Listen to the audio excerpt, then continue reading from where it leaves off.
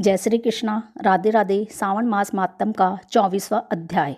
श्री कृष्ण अवतार तथा राजा महासेन कथा। भगवान शंकर सनत कुमार से बोले, हे महर्षि, पूर्व कल्प में दैत्यों के अत्याचारों से पीड़ित होकर पृथ्वी ब्रह्मा जी के पास गए। पृथ्वी की व्यथा कथा सुनकर पृथ्वी के उद्धार के लिए ब्रह्मा जी देवताओं के साथ पृथ्वी को लेकर क्षीर सागर में विष्णु जी के पास गए। ब्रह्मा जी के मुख से पृथ्वी की कथा सुनकर भगवान श्री हरि ने कहा, आप लोग डरो नहीं, मैं शीघ्र ही देवकी के गर्भ से अवतार लूंगा और पृथ्वी से असुरों का विनाश कर पृथ्वी के कष्टों को दूर करूंगा। आप देवतागण पृथ्वी पर गोकुल में जाकर यादव कुल में जन्म लें।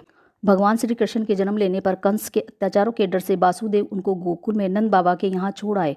वहाँ पर उनका लालन पालन बड़े चाव से किया गया। जब भगवान श्री कृष्ण कुछ बड़े हुए तो उन्होंने कंस तथा उसके गणों का मथुरा आकर वध कर डाला और अपने माता पिता देवकी वासुदेव को कंस की जेल से छुड़वाया।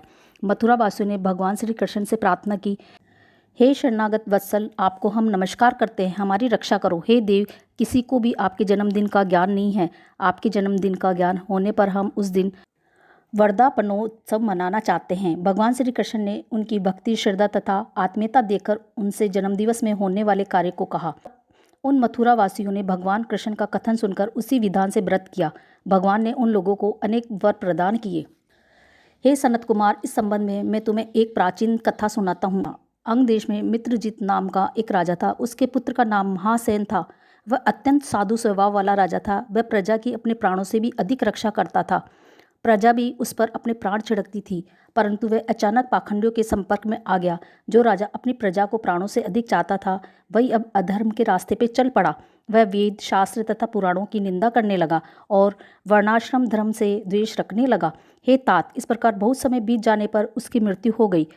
यमदूत उसे पाश में बांधकर यम के पास ले गए। यम ने उसे नरक में गिराकर बहुत समय तक यातना पहुंचाई। नरक की यातना भोग कर वह पिशाच योनि में गया। भूख प्यास से व्याकुल वह इधर उधर घूमता हुआ मारवाड़ में पहुंचा तथा एक वेश्या के शरीर में प्रवेश कर गया। वह वेश्या के साथ मथुरा नगरी में पहुंच गया। मथुरा के रक्षकों ने उसे वेश्या के शरीर से अलग कर दिया।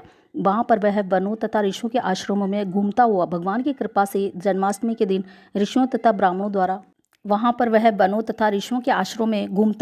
की कृपा से जन्माष्टमी के दिन ऋषियों तथा ब्राह्मणों द्वारा की जाने वाली महापूजा में शामिल हो गया। वह वहाँ रात भर जागता रहा और हरि कीर्तन का आनंद लेता रहा। वह भगवान की कृपा से उसी क्षण निष्पाप, पवित्र और स्वच्छ चरित्र होकर प्रेत शरीर को छोड़कर विमान द्वारा विष्णु लोक में पहुँच गया। इस व्रत के प्रभाव से वह मोक्ष को प्राप्त हुआ। यह व्रत सब इच्छाओं को पूर्ण करने वाला है। इसके करने से मनुष्य को सब अभिष्ट प्राप्त हो जाते हैं। विद्वानों का कर्तव्य है कि वे श्री कृष्ण जन्म का विधान लिखकर इसका प्रचार प्रसार करें।